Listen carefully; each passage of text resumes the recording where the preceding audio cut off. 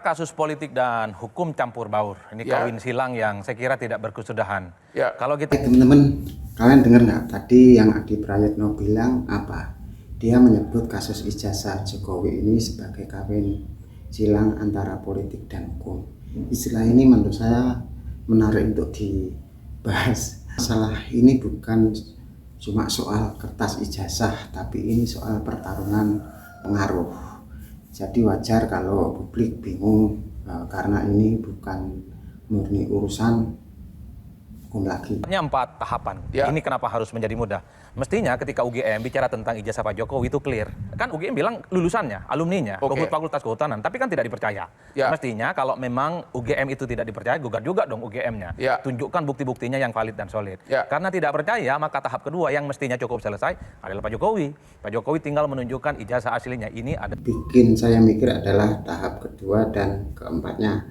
Di tahap kedua, dia heran kenapa Pak Jokowi belum mau menunjukkan ijazah aslinya ke publik dan pilih ke pengadilan. Mau menunjukkan dokumennya karena Pak Jokowi menganggap itu dokumen pribadi dan hanya ingin tunjukkan di pengadilan. Ini yang rumit. Untuk menyelesaikan tahap ini, Bang, maka masuk ke tahap yang ketiga, yaitu tahap tentang pengadilan. Kan sudah, ini naik selangkah terkait dengan ijazah. Tapi kan orang sudah tersangka dulu, kan syukur belum ditahan.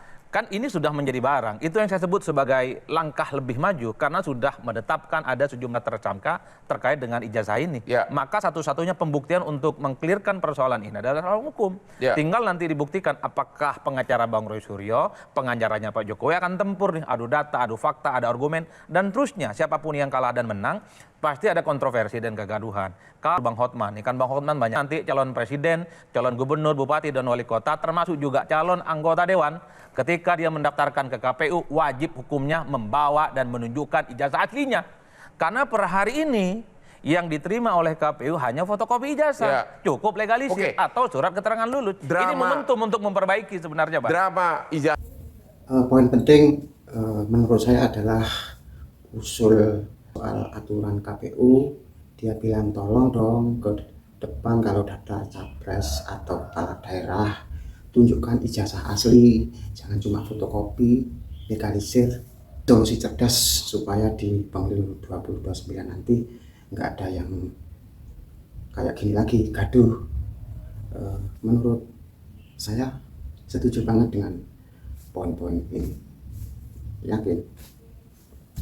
Menurut Anda masih diminati oleh publik? Ada rasa keinginan tahuan dari publik. Sebenarnya siapa yang paling benar? Kubunya Pak Jokowi atau kubunya Pak Roy Suryo? Dan kalau kita membaca kecenderungan publik, Bang Hotman, ini jangan sampai ada perdamaian. Jangan sampai ada islah, jangan sampai remis. Ini harus ada yang kalah dan menang, hitam di atas putih. Karena kasusnya sudah berlangsung lama, hampir setahun dan hampir menenggelamkan isu-isu yang lainnya. Seimbang nggak sih yang berlawanan ini politik? Per hari ini masih 50-50. 50-50. 50-50 itu. Saya mengulas sampai di sini saja. Saya kira teman-teman tadi juga sudah melihat sendiri videonya. Seperti apa opini kalian, seperti apa komentar Anda. Silakan tulis di kolom komentar Pak. Jangan lupa like and share, juga subscribe yang belum.